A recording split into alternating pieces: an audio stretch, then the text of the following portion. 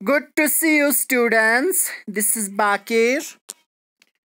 Welcome to the third lecture of Post Independence Era Jammu and Kashmir on the part of modernization.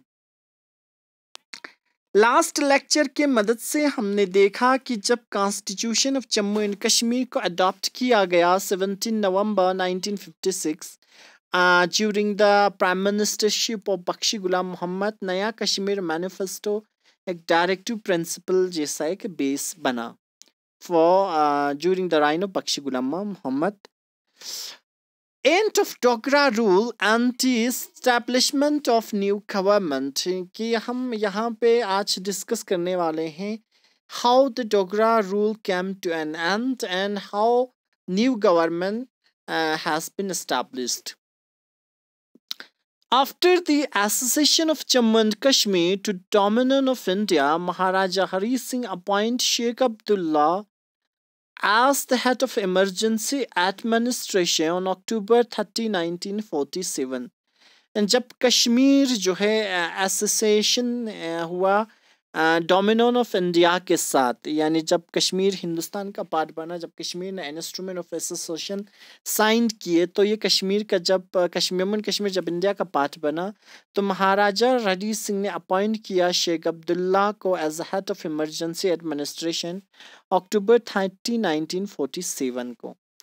Sheikh Abdullah functioned as chief emergency officer till 5 March और उस समय शेख मोहम्मद अब्दुल्ला ने as a chief emergency officer काम किए 5 मार्च तक. 1948 when Maharaja appoint him as the prime minister of the state. 1948 जब इसको अपॉइंट किया गया महाराजा ने prime minister of state. Sheikh Mohammed Abdullah took oath 25 March 1948 as the head of freedom, choose his colleagues in the cabinet. और इसके बाद मोहम्मद अब्दुल्ला ने oath लिया 25 मार्च 1948 को और freedom to choose his colleagues in the cabinet. और ये इसको बेसिकली फ्री था कि वो चूज कर सकते थे अपनी कॉलीग्स इन द कैबिनेट में. In June 1949, Maharaja Hari Singh handed his powers to his son Yuvraj Karan Singh, who subsequently became first Sadr-e-Riyasat of the state 1952.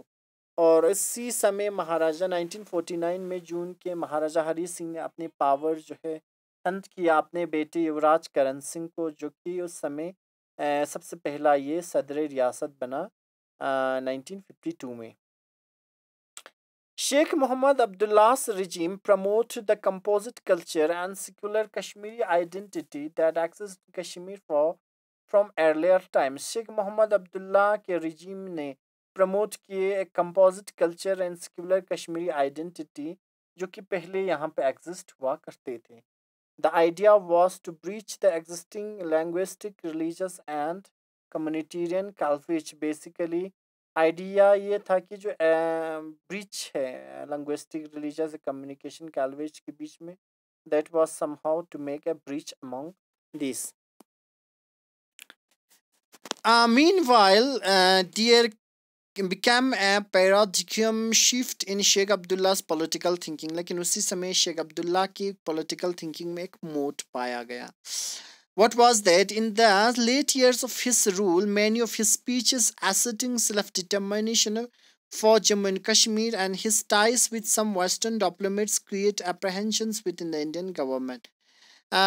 Later years में उसके रूल के बहुत सारे स्पीचेस एसर्ट कर रहे थे, जोर दे रहा था for self determination of Jammu and Kashmir and his ties कुछ वेस्टर्न डिप्लोमेट्स के साथ, जिससे एक अप्रहेंशन पैदा हुआ इंडियन गवर्नमेंट के अंदर.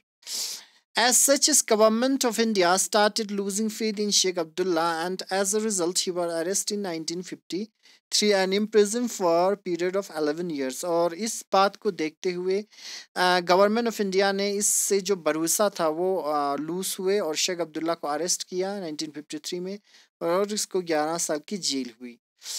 Therefore, after his deputy Bakshi Ghulam Muhammad became the next prime minister in 1953, which was which heralded the dawn of new era in the history of Kashmir. और जब बख्शी गुलाम मोहम्मद जब शेख अब्दुल्ला को अरेस्ट किया गया तो उसकी जगह पर डिप्टी निकाला गया बख्शी गुलाम मोहम्मद, जो कि नेक्स्ट प्राइम मिनिस्टर बना 1953 में। और ये एक बहुत बड़ा one of the most game changer history for the Jammu and Kashmir था। सो स्टूडेंट्स, मैं आज का लेक्चर यहीं पे रखता हूँ। अगर आपको कोई डाउट रहता है तो आप किसी भी प्लेटफॉर्म के साथ कनेक्ट होकर मुझसे जुड़ सकते हैं और अपने क्वेरीज बता सकते हैं। Thank you so much students, thanks for watching, bye bye, have a good day.